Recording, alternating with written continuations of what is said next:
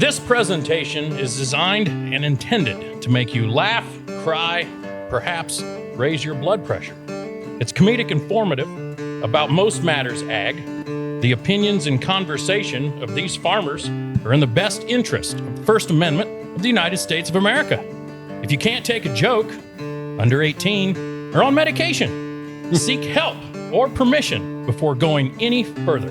Sincerely, Bo and the boys. P.S. Farmers have no money. Please don't sue us. Well, hello, world. Welcome back to Bo and the Boys podcast. We are live from Rantoul, Illinois at the Half Century of Progress show.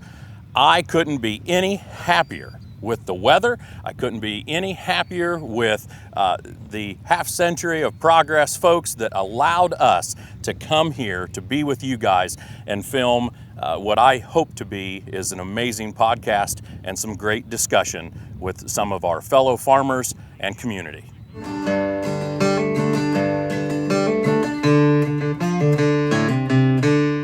Real quick, I want to plug our sponsors. Special thanks to Standout Creative Studio. Mr. Gideon, you're awesome. Also, aftermarkettractorparts.com. As you know, I have aftermarket tractor parts on my combines, tractors, almost everything that doesn't have a title on my farm. Also, Half Century of Progress show. Thank you for allowing us to come out here and shoot some live taping for our podcast. I hope that we've promoted you guys in a good way, because I do honestly believe this is the best show on earth. So last but not least, I want to thank Ariat.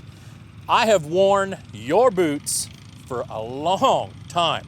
Now, I'm a redneck, I'm a farmer, I'm a dirt bike operator, four-wheeler crasher. I like to push things to the extreme. I also sometimes have foot problems.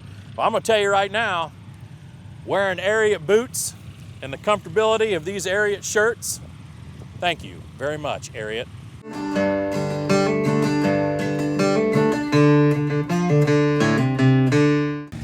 So I'm standing here with David.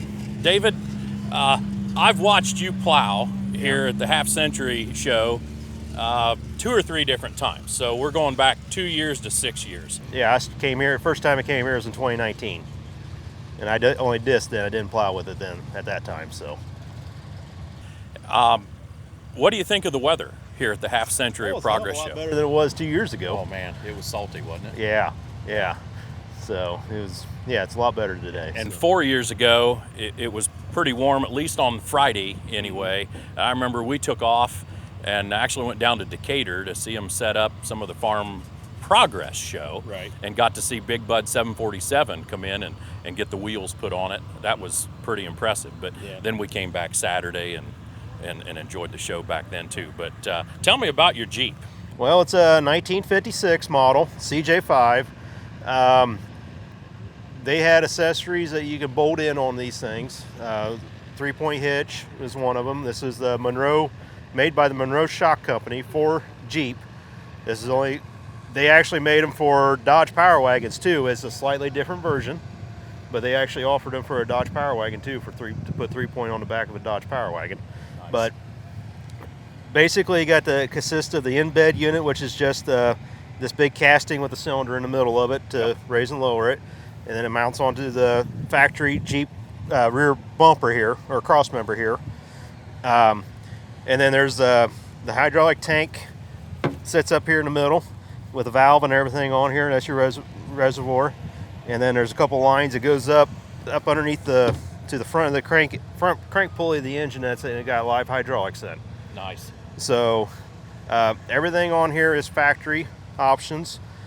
Another factory option on here is this 265-pound counterweight that just fits up here in the front bumper. That's for the auto steer. That's for the auto steer, yeah. So that is another option for them. And a third option they had is PTO for them. That. And that's on the back end right there in the back. It's a 540 shaft is what it is. So, and there's a belt pulley attachment for it too. I have that too. And I've ran a threshing machine with this thing already. Oh, wow. So basically, it was built as anything an 8N Ford can do, this thing can do, if not a little better. Competition. Yeah. There's a whole story on because actually Jeep hired the guy who helped design the 8N Fords with the Ferguson system. Okay. And that's how all this 3-point hitch came about, all about that same time frame. Because this Monroe setup is set up standard category 1, and it's set to use any implement that an 8N Ford can use at the time. So, and the guy who they hired from Ford company, the Jeep Willys Overland at the time, the guy they hired from Ford helped facilitate all this stuff without getting into patent infringements and Nice. everything. So there's a weird story about that. There's more detail. There's a website called farmjeep.com. Farmjeep.com. Yes, Barry Evans is the guy who runs that. Him and his son run that website, and they got a lot of information on everything that the Jeeps came with. They got a brochure. Kraus even made the Kraus disc company. Yep. They made a disc attachment for these too, one-way disc. It was one of the ones I can think of. They had scraper pans. They had forklifts they could put on the back of these too. Oh, wow. There's a whole slew of implements. They actually made in Auburn, Indiana, I think it was. They made trenchers for these. North of Fort Wayne. Yeah, north of Fort Wayne there. Yeah, they made trencher attachments for these and everything. So they was pretty versatile back in the 50s, and that's when about the peak of having all the accessories for them was going on, late 40s, early 50s. Nice. Was this the original color? Obviously, it's been painted on, we can tell, but... Originally, this Jeep was red, but by the time I got all the parts on it, it was multicolored. I understand that. Because when I bought it, it was a basket case. Frame was bent, the frame horn was bent down and twisted and everything. It was, it took quite a bit to get it straightened back out, but I did it all with no heat. Just a lot of pressure and everything to get it straightened back out and stuff. Sure. And then I boxed the frame because I didn't want it to sit there and twist and break and everything. So tell me about, I guess, pulling capabilities. Obviously, four-wheel drive, when we've seen you out here plowing, you're not trying to set the world on fire, not that you can in a big line of plow operators, but it just seems to me like this really handles your plow and handles your disc pretty well. Yeah, it's got I modified the front axle. I put a power lock front differential in it because that's where most of my weight is at, and so I put a power lock front differential in, so I'm guaranteed at least 3 wheels to drive, which really helps when you're plowing and stuff. So that was one thing I'd done to make sure that it does roll out pretty good and stuff. And if I start spinning out, all I do is raise the 3-point a little bit, and I get weight transfer, and then away I go. Yep. It just comes out of the ground too fast at times. What's the heaviest thing that you've pulled with this? You just mainly the plow and the disc, or have you, been ornery like some of us would be and try to see what she can do? Oh, the plow and the disc, the plow mainly is plenty for this thing at times and stuff, especially when you get into black wax stuff and everything. Yeah. Like at the plowing contest here a few weeks ago, That I got was in. hard dirt. That was hard dirt. It was plenty of moisture in it, Yep. but it was just packed in so tight, and every time I hit a combine track, it just stopped me. Yeah. I just spun out, and then it started making weird noises underneath of it at times. Yeah. So that show in Ansonia, I had never been to. Yes. A gentleman by the name of Pat Fisher Yes. that plows. You know Pat. Yes, I know. Great guy. Known him for quite a while. He actually invited me to that or several months ago, and I thought to myself, you're not even a farmer, but you're in a plowing competition, and I mean this with the utmost respect. And I guess my eyes were opened to the world of plowing beyond farming and agriculture. Yeah, you go across the pond and stuff. It's very, very big. I mean, they'll have an event kind of like this, but not as big as this, of course. But they'll have an event like this just for the plowing contest. Even going up into Ontario, Canada, there is a big event up there as the national, their international plowing competition they have up there and stuff. So yeah, it's pretty big worldwide. It's just, around here, it's just not as big as it used to be. Yeah. And I think the farther east you go, the more diminished moldboard plowing gets, which I'd love to see moldboard plowing make a comeback, especially either in competitions or fun events like here at Rantoul. Well, also too, there's some guys that they will cycle through their ground. I know one guy, the guy who owns the field we was at there. Yep. He'll about every 5 years he'll plow the field. Yeah. And just bury all that material and stuff and rejuvenate it basically at times. And up until about 2012 or 2013, on our farm, that was kind of the same mentality. Corn, beans, wheat, we plow the wheat stubble. Why? Because the wheat stubble had clover in it, it had some lime, had some manure in it, and then plow, and then it goes back to corn. You put some green manure back into the ground and stuff like that, and it helped out as much as anything. So, but no, I'm just a mechanic on a lot of this stuff. I don't farm very. That's okay. My family, we only got like 12 acres, and we got more tractors than we do acres on some of this stuff. So Nothing wrong with that. no, tractors are like candy. You can't have one. That's exactly right. Yep. Well, we're definitely going to be watching you the next couple of days, and I thank you very much for talking to us. Yeah, thank you. Thanks, David. Yep, thank you.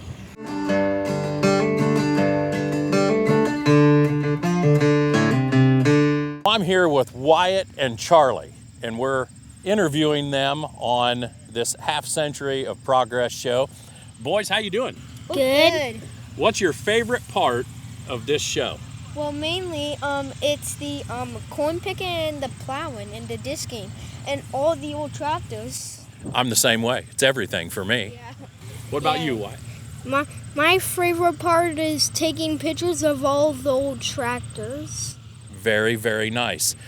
So, how many times have you guys been able to come out to a show like this? It happens every 2 years. This is Wyatt and this is his second year. Yeah. My very first year was 2021. This is Charlie's third. Awesome. And it was hot 2 years ago, wasn't it? Yeah. I think it was hot 2 years ago. Well, who do you have with you today, chauffeuring you around? This is Paul.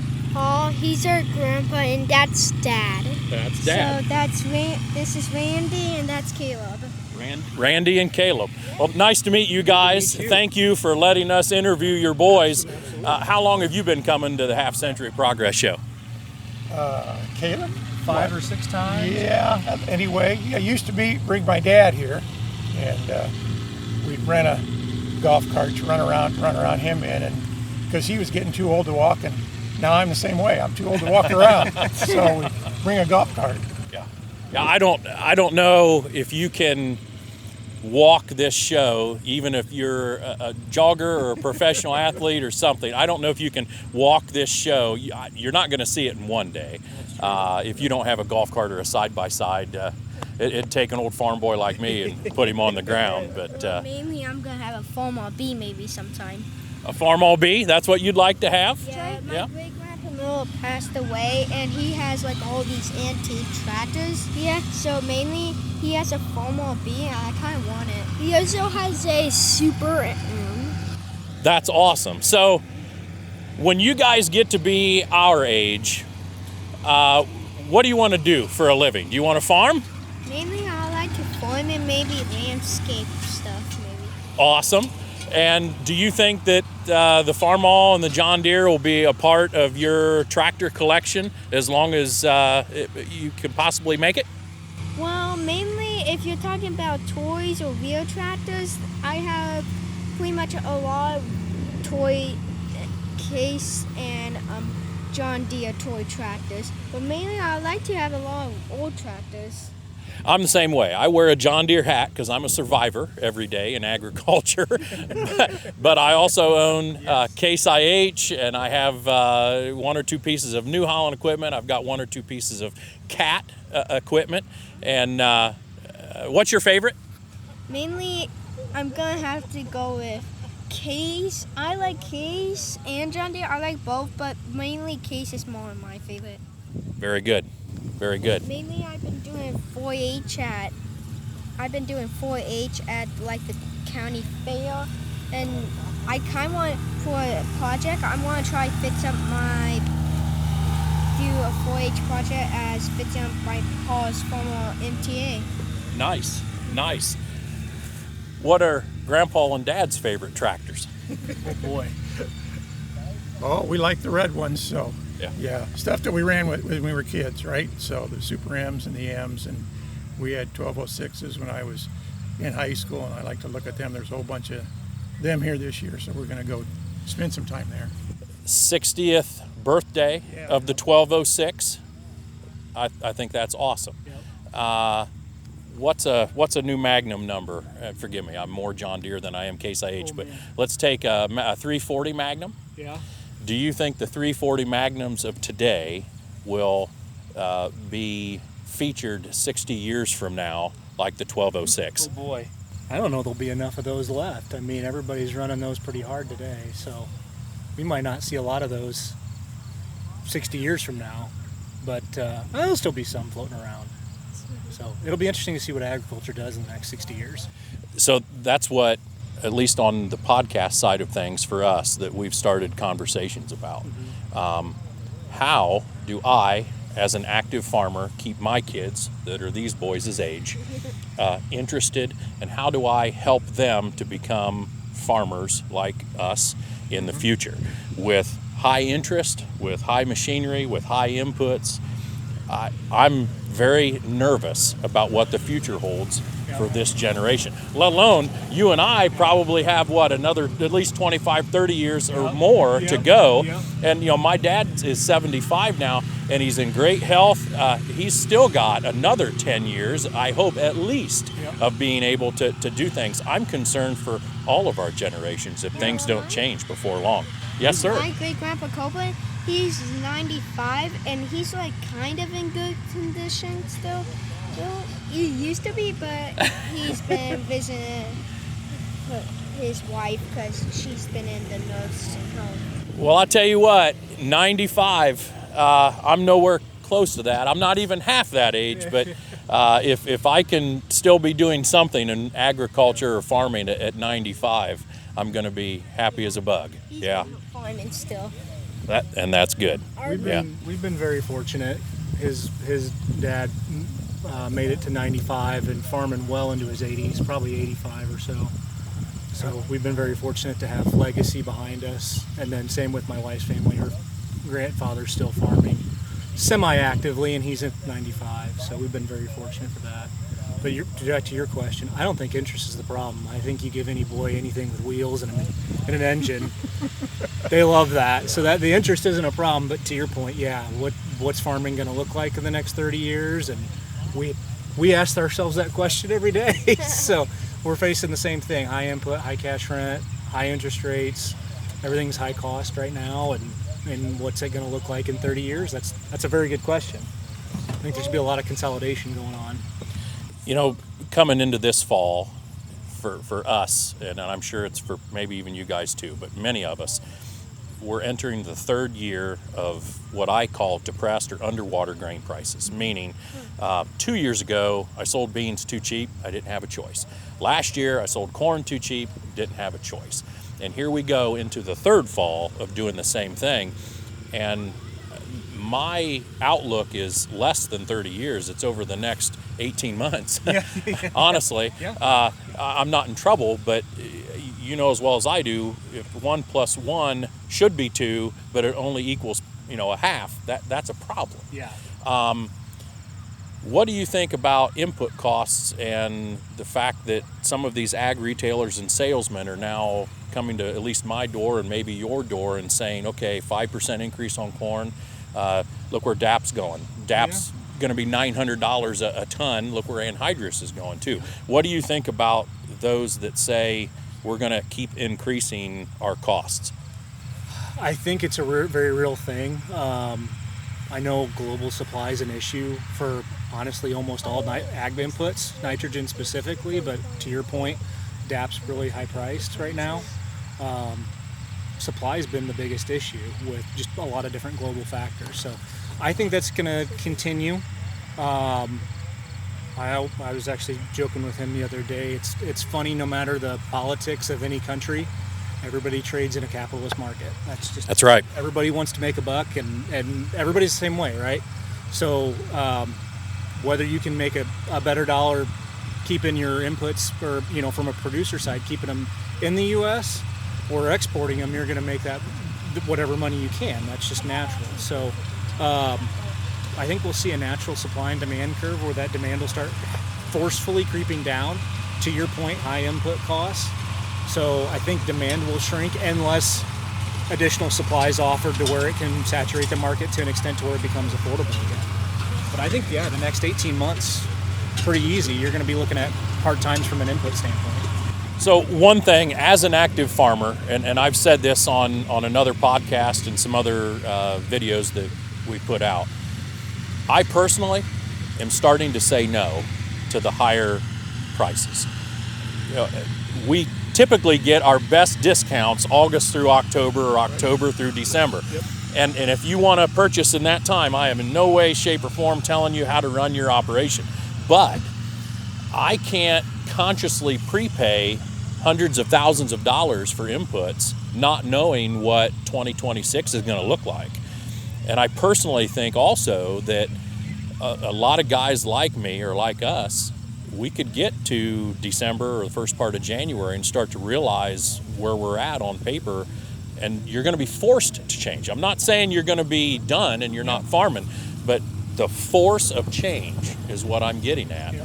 For example, there's guys in my area that are growing all soybeans now this year and next. That may be something for me too, but I just can't prepay all of my corn inputs and lock in that seed corn that they say won't be available without knowing how we're coming out of 2025 and going into 2026. What's your guys' opinion? Well, everything is earlier, right? I mean, from the standpoint, we used to get done harvesting and then start thinking about next year, and now you're thinking about next year in the middle of summer, and it's hard. Which for me is very hard to think about sometimes. Yeah, trying to get through this year is a challenge in itself. Sure. So, are you seeing? I'll ask you a question. Sure, Are you absolutely. seeing a lot of organic things come in your area? We are, not a lot, but some. And I don't know that that's the answer, but for some, it seems to be they're moving that direction. We've got a couple of neighbors that have been trying to grow seed the last few seasons, but what we're learning, especially with last year, with say soybeans by example, that came off at 6 to 10% moisture. The seed companies are very, very particular, and I mean this respectfully, but they've rejected binfuls of seed. Okay, so now what do? You've went through the trouble of prepping your whole entire farming operation to gear up for that seed, and now they're saying they don't want those beans. I mean, obviously you take the beans to your local crush, like Cargill or another entity, but that's not the point. We have spent a lot of money to gear up to do that stuff. I used to raise some non-GMO beans, and I didn't sign a forward contract with him, and I thought that was a big mistake. I'm going to get hosed over here. By the end of that season, when the beans started coming off, the market had rallied $2 a bushel, and now I'm looking back at that thinking, I'm really glad that those non-GMO beans, I didn't lock that 60 or 70% premium in, because I just sold them like normal soybeans and had an uptick of $2. I'm not saying that was the right thing to do ever. To me, it just isn't overly profitable for my farming operation to think of even that stuff anymore, just because the margins are too thin. Yeah. I always laugh because which I'm sure you have too. I've talked to enough guys in their 70s and 80s, and the best advice I ever heard from a farmer is I've done 80 crops, haven't gotten one right.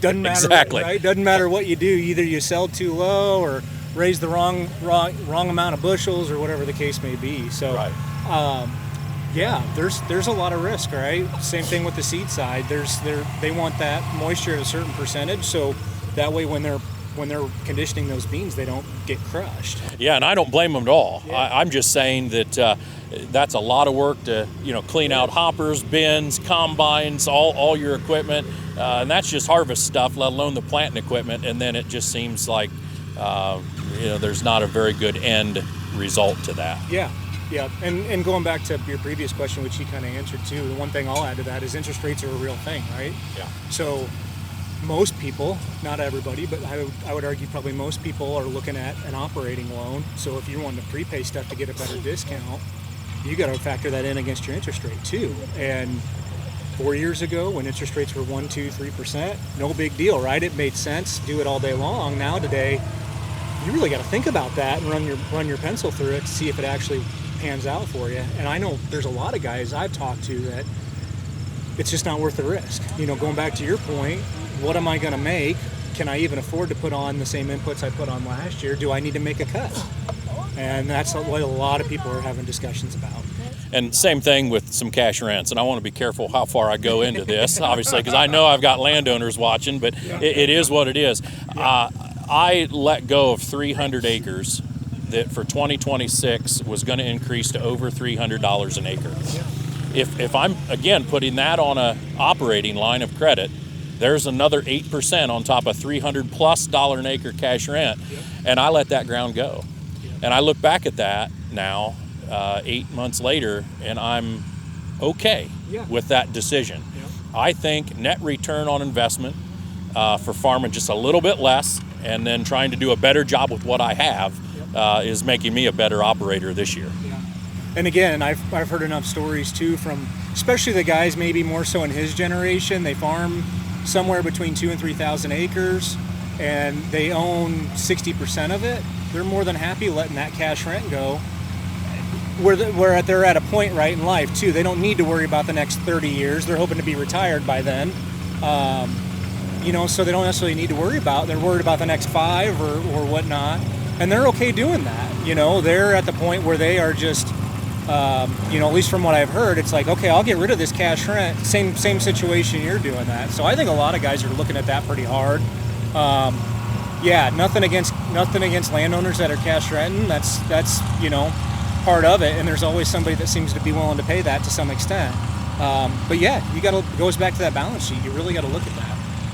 Well, and again, we're not trying to solve all the problems today. We're just trying to have good conversation and maybe in time move the needle here. But guys, thank you very much. We're going to chase tractors across the field like you guys too. Thank you very much for your time. It was nice to meet you.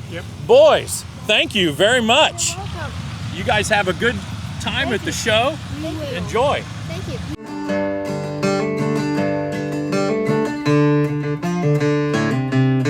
So I have the awesome privilege to be standing here with Jason, Big Tractor Power himself, the man, the myth, the legend. Jason, it's great to see you here at Half Century. This is an exciting show. It's the best around. It is. I call it the greatest show on earth. There is nothing, in my opinion, like this anywhere else. Everyone that puts this together does a great job. I can't imagine how many hours it takes to get the volunteers and Countless. make it all happen. Yeah. So obviously, I'm a subscriber to your channel. Thank you. And I just followed your channel. I appreciate that. Tell all of us how many years you've been doing this, if they're not familiar with all of your content. Yeah, well, I started BigTractorPower.com in 2001, and I had worked with my friend Peter Simpson, who's written a lot of books on tractors, and he had started the website in 2000, so it's been 25 years this year, and I took it over in 2001, and I'd been taking pictures of tractors since I was in 3rd grade in the 1980s, and so I started just scanning all those pictures in and writing articles for the website, and then in 2010 I started sharing videos on YouTube. So this is August is the 15th anniversary of being on YouTube. So Awesome. Just have a passion for telling farm equipment history and showing the big new stuff, and I really enjoy more than anything finding the classics like we're seeing here today to tell about what they do on the farm. And there are. I like the fact that a guy can put two 40-20s together, or you can put two 880 Olivers together.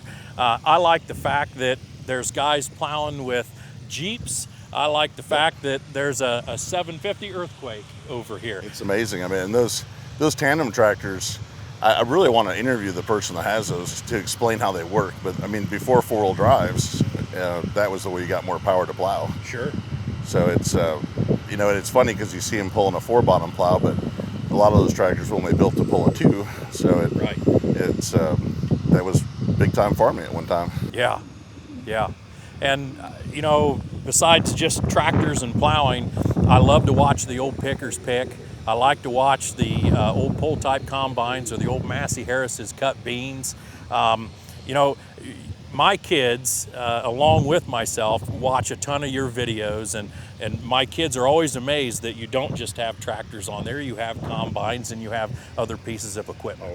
If it's farm equipment moving, I want to share it. I always tell people I want to film everything from the Ford 8N to the Big Bud 16V 747. And then, I mean, the combines and things are really cool to see, especially these classics like we're seeing here today. Yeah. So 4 years ago, speaking about the Big Bud 747, it was so hot here on Friday, we got in the truck and took off driving, ended up down to Decatur, and we thought, well, you know what, we'll go see if we can check out what's going on inside of Farm Progress, and 747 showed up on the lowboy, and we got to spend a few minutes with the Williams brothers. Well, actually, it was probably a couple hours. Those are great guys. Oh, Robert and Randy are good friends of mine. And Really? Oh, yes. Yeah, I've known them for almost 25 years too. Oh, and that's awesome. They have a great farm in Montana, and they have a great passion with Big Bud because they farmed with him. They're friends with Ron Harmon, who owned the company for many years. So they are the Big Bud guys. So I'm going to assume that you're probably going to be at Farm Progress next week. Yes, I plan to see that too. And is it true or not that the Welkers' new Big Bud is That's what I've heard. I think it'll be at the Titan Tire exhibit. awesome? Awesome. And then they got that really nice Demco grain cart with it too. So it's That's incredible. Yeah. they did a great job on that. Yeah. Well, if you want to see more of Jason, if you want to see more of Big Tractor Power, where can they go to? Sure, it's called Big Tractor Power. It's on YouTube, Instagram, Facebook, and especially on YouTube. If you type in tractor, probably one of my videos is going to come up. I have over 3,400 videos now that I've shared in 15 years, so it's been a lot of fun to see all that equipment and then put it out there for the rest of the world to enjoy. Absolutely. Well, I won't hold you up any longer. Thank you for giving us a short interview. I appreciate the interview because it's always my voice you hear, but it's very rare that I'm actually in front of the camera, so I appreciate the opportunity. Absolutely. Yep. Have a great rest of your show. Thanks, you Thanks, too. Jason. Yep.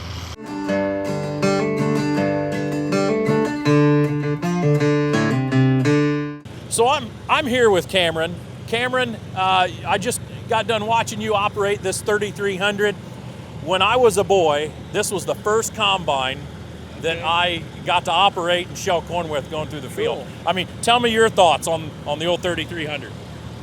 I don't know. It's my girlfriend's dad's machine or grandpa's machine. It's pretty good shape for its age. It's pretty straight. Yeah. I'm not sure if they ever had it repainted or not, but I mean, great little machine. It I don't know. It gets the job done, I guess. Just something fun to come out and play with. I mean, obviously not something somebody's going to use every day in this day and age, but If the farm economy doesn't turn around and grain prices don't go up and inputs don't go down, we're all going to be back to something like this. right. Yeah.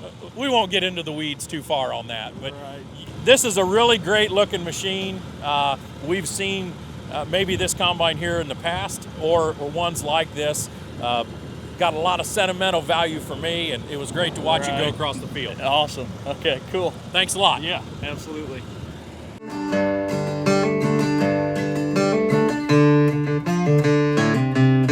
I'm here with Carl at the Half Century of Progress show. Carl, you have a wonderful looking 4230 tractor. Tell me a little bit about this tractor and what you've done to it. It's in 1974. It was in pretty rough shape when we first got it, and it's been fully restored. It's got a new engine in it. And you were telling me that engine's out of a combine, is that Yep, correct? Out of a John Deere combine, and we put the roll bar and the canopy on it, put the chrome stack on it, and fully repainted it. What is your favorite thing about this tractor? The chrome stack. The chrome stack. That's awesome. It doesn't matter what tractor you drive, whether it's a 4010, 4020, 5020, 4230. If it's got a chrome stack on it like this one does, that sounds awesome going across the field. This is a great tractor. You know, we've plowed with it, disked with it. It does a lot of augering. Take it on our annual classic tractor cruise. Nice, nice. And I think we got a little bit of footage of you in the background earlier out here disking. Is this your first year operating here at Half Century? Yeah, first year operating here. We've came since 2019. 2019. So 2 years ago, you probably remember, it was scorching hot, very hot. 90-degree weather, just humid. This is really good weather to be out operating, disking, plowing, whatever you want to do. Feels like fall. It does. It does. And yesterday when I came in and come through the grounds, what always hits my nostrils first is the smell of those soybeans being cut and the corn being picked or shelled. What do you say about that? Yeah, I agree. It's out disking this morning and I just thought, man, wonderful smell of a freshly harvested cornfield. Absolutely. So when you get a little bit older, what do you want to do for a living? You want to farm. Yep. How do you think farming will be in 10 or 15 years into the future when you start to do it for yourself? I think things are just going to keep getting more expensive. Equipment, that is, fertilizer and chemical prices, I don't know what they'll do. I hope the grain prices will come back up. I know everyone does. Yeah, they need to. Yeah. So I've got some kids that are about your age too, and they all want to be farmers as well. And I think that's a good thing that you want to follow in your dad's footsteps and my kids and mine. But it's great even at this age to enjoy everything that we do. But even on a youngster's mindset, input prices and commodity prices are at the forefront. I mean, he's thinking about that already for his future. So Carl, tell me about your 4020. This one's a 1974, and Dad's known where it's been since it left the dealership. And then a buddy of ours that used to work for us worked for the seed corn facility that owned this tractor and called us and said, it's for sale, do you want to buy it? So we were up there with the trailer that evening and bought it. Wow. And it's all original paint on it. The only thing we've done is add a roll bar and canopy to it. So this tractor will be with you or in your family forever, I'm going to presume, right? And that one will too. And that one will be too. Yep. So which one do you like operating better, the 4020 or the 4230?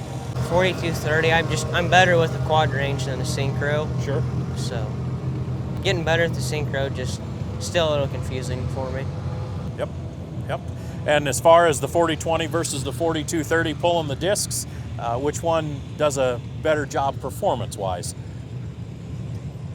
This one didn't have any trouble this morning, but I was on corn stalks. Sure. So, in plowed ground, I would say that one might do better, but I'd want the duals on it to do that for more traction.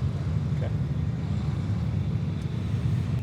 Well, I've got something that I want to give you, if you can indulge me that. So I want to give you this t-shirt. It's a large.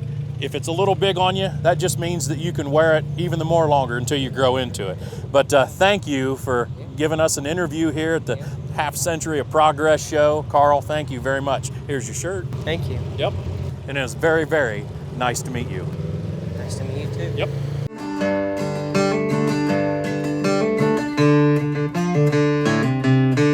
So as you can see, I'm standing here with the Nightlife tractor. Scott, it's nice to meet you. You're pulling here at the Half Century of Progress tractor pull today. Yeah, that's my son will be driving it. This is a tractor that my dad and I built back in the early 2000s. The tractor went to a friend of mine up around Franklin, Indiana. We're from southern Indiana. He went up to central Indiana for about 14 years. About 3 years ago, bought it back, my son and I, and we've turned it into a hot farm tractor, pull around Indiana, surrounding states around here. So we made the trip over here to check out all the action, all the vintage stuff. It's really cool. So I call this the greatest show on earth. Oh, it's unbelievable. It's just the amount of people that come here, the equipment. It's just it's a really neat thing that they've got going. This is my third time coming out here. First time to bring a tractor, but it's something to see. So we try to make the trip every other year when they have it. Well, you're coming on a good weather year, as you know. These temperatures are just fabulous. 2 years ago, it was so hot and salty here. And then even 4 years ago, I think we left Friday afternoon just to try to go get in the pickup truck and get away from the heat. But really great weather. What's this little bit lower humidity and lower temperatures going to do for the tractor as you run tonight? For what we do, these are diesel tractors, turbocharged. So the weather doesn't have a huge impact on what we do. It's not like the alcohol tractors where it makes in the trucks, the supercharged alcohols, where it makes a pretty big influence on them. They got to make a lot of adjustments depending upon the weather. We don't have to do that too much. Obviously, the cooler air does make a little more horsepower, but it's not a substantial difference where you have to make any tuning adjustments to the tractor. Sure. Now, I guess I'm learning as I go here, but are you a part of the Illinois tractor pullers, or? Yeah, so we pull, the class that we pull in is a sanctioned class. Up here, we're with the Indiana Pulling League. We also pull with Pro Pulling League, NTPA, Ohio Valley, and Battle of the Bluegrass. So we got 5 different associations that are somewhat local to us that offer the same class with the same rules. So we got a lot of different options where we can go and hook with. Sure. So I'm an Ohio boy. Right. So if I holler OH, somewhere in the background, I'm going to get an IO. Being here in Illinois, I've learned very politely that if I yell ILL, I get back an INI. What are your thoughts on that? Oh, that's a big sports thing around us. So we're in the southern Indiana, so we got a lot of IU Purdue people around us. So there's it's a lot of Hoosiers, a lot of Boiler Up, a lot of that around our parts. So. Sure. But that's yeah, you get over here in Illinois, we're 3.5 hours from home, so we're not super local to this. This is about as far away as we get with this tractor. Yep. Well, good luck tonight. It was nice to meet you. We'll be watching. Thank you very much for being on Bo and the Boys podcast. All right.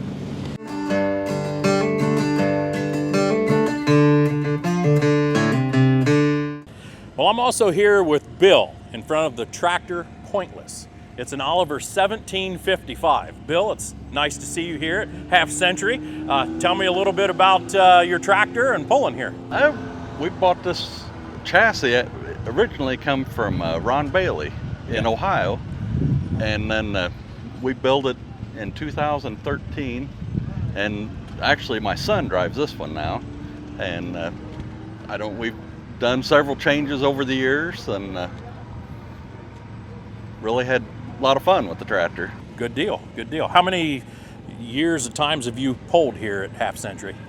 We've pulled here ever since we started in 13. Oh wow, okay. The first year we pulled, and been pulling here every time the show. Sure. So yeah. And we've got perfect weather. Oh yeah. I've said that a lot today, but 2 years ago it was about 95 degrees, humid. We were all just drenched in sweat no matter what we did. We didn't even have the air conditioner on the camper last night. It was so nice. So yeah. So what are your expectations for today's pulls? Like today, and we pull with 2 different groups. We'll pull with the IPA tonight, and then we pull ITPA tomorrow night. Okay. So, and we don't pull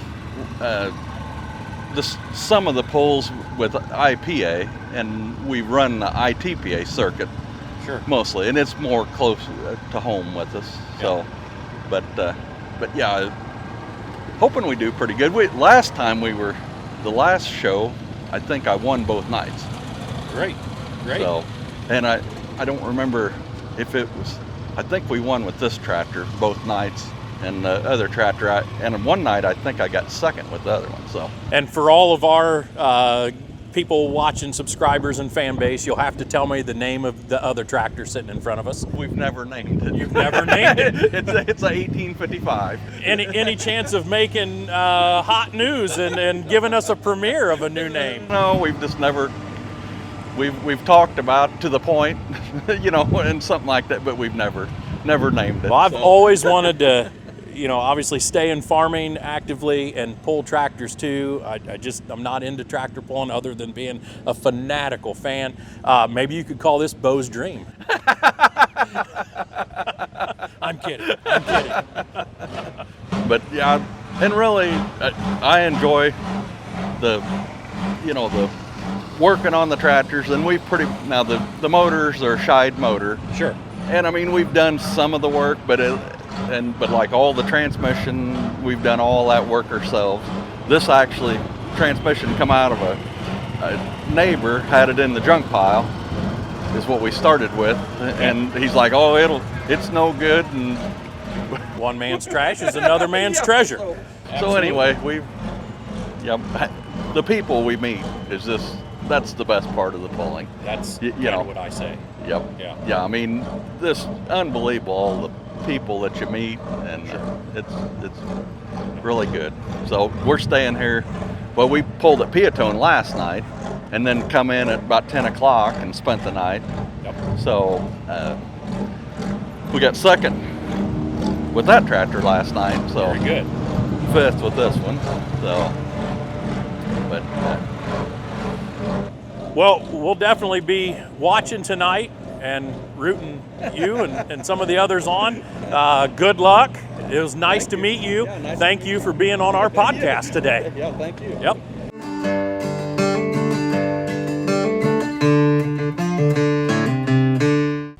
Many of you have seen and heard us talk about in our last episode or podcast the fact that all these input costs, machinery costs, taxes, interest, etc., are astronomically high through the roof. What are we going to do about it? Well, I've suggested saying no to some co-ops, no to some major corporations about increasing a bag of seed corn 5 or 10% going into 2026, or saying no to DAP that's going to be 900 plus, and hydrous that's going to be through the roof. Potash. These are all things that need to come down in price. Also, everyone knows the grain market and grain prices have to go up for us to be sustainable. You can blame it on a lot of things. You can blame it on politics. I'm not ready to go there yet. I'm really not ready to go there yet. You can blame it on tariffs. You can blame it on whatever you want to blame it on. But if you just sit back and don't engage, if you just stand over here in the grass or stand over here in the beans and think to myself or think to yourself, I don't want to fight. I don't want to offend people. I just want to be me and live in my world. Well, you know what? There's nothing wrong with that at all. But me, on the other hand, I've seen enough. I've farmed long enough. I've had the privilege of raising my kids long enough that I have to do something. I have to move the needle just a little bit. I indicated on TikTok and YouTube about a week ago that I had put some phone calls in to John Deere, Case IH, and some other companies, and I want to give you a quick update on that. John Deere, I went through 4 prompts and waited 32 and 2/3 minute on the phone. New Holland, I was able to leave a message for one of their marketing guys. No squabble there at all. Case IH. Case IH was a little bit different. And I want you guys to know that when I call someone, I'm not calling to vilify. I'm not calling to start a war or pick a fight. I'm just simply calling because I'm an active farmer. I'm an active farmer that wants to stay in farming and agriculture for the rest of my career. And you know that my kids want to be just like me someday, so I want them to farm too. Anyway, I called Case IH, and with respect, they were not overly friendly with me on the telephone. Now, some of you are going to say, well, of course not. You've bashed them in some videos. No, I own Case IH equipment. I might wear this hat because I'm a survivor, but I would happily wear a Case IH hat. I'd happily wear a New Holland hat. I do sometimes wear a Dalton hat. That's not the point. The point is that a good American company like Case IH, yes, they want to make money. Yes, they want to have good profits. But at the same time, they ought to be putting the relationship with you guys and with me somewhat at the forefront. Now, they may say they do, and I'm not just talking about Case now. I'm talking all companies in general. A lot of them say that the relationship between the American farmer and them is great. Well, no, it's not. Not when corn is $3.40, beans are $9.50, third fall in a row we're going into this. Something has to change, guys, and it has to change for the better, or a lot of us are going to be in trouble and looking at some very, very difficult decisions coming down the road. So anyway, back to Case IH. Gentleman by the name of Peter, I think you were kind of rude.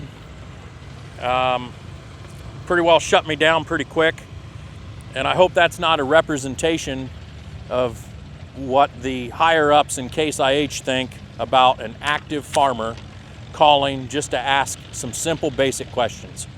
Enough about that. There have been some co-ops that have reached out to me and some of my neighbors and some of my other family members inside of the last week, also as far as seed corn and fertilizer. I can tell you right now, I personally have said no. I've said no to prepay. I know there's some pretty big influencers on TikTok and YouTube that have now come out with some videos saying that they're not going to prepay anything now from the August timeframe towards the end of the year. You know what? Personal opinion of mine, I think that's great. It's not intended to hurt other entities or other businesses, but if these companies that are still adding 5%, 10% prices to our inputs for 2026 and you tell them, no, I'm not going to prepay, what's wrong with that? I'll let you answer that. What's wrong with that? Also, I have a couple questions. Where's Zippy Duval? Where's Brooke Rollins? I've seen her on TikTok and YouTube, advocating for certain things that the administration wants to do, whatever. But where's also Rob LaRue? Rob LaRue is the National Farmers Union president. Zippy Duval is the Farm Bureau president. Where are these groups in advocating for higher commodity prices and lower input costs? I can't do too much about interest rates. You know that's at the Fed. I'm not happy about it. But I do believe if little old me can start using social media platforms and podcasting as a way to help move the needle a little bit, I definitely think Zippy Duval, Rob LaRue, Brooke Rollins, I think you can do a much bigger part in the conversation too. Stay with me now. So in conclusion, yeah, there's some things that are scary in ag. Yeah, there's some things financially that are affecting all of us. Being here at Rantoul is wonderful. It's relaxing. And I want to encourage everyone as they move forward to keep doing things like this right here, okay? Set the circus down if you can, even if it's only for a few hours, a couple of days, or whatever fits into your schedule. I hope you guys have a safe, happy harvest, and I hope that grain prices come back and input costs stay low.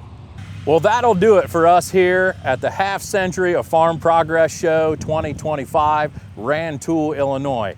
Are you awake? Are you informed? Are you ready to stand up and start taking back your world that may be slipping away? I want to encourage you to keep farming, keep pushing, keep praying, be hard on yourself, work smarter, make every moment and every decision count. Thank you for joining us. Be safe and stay tuned for the next episode of Bo and the Boys.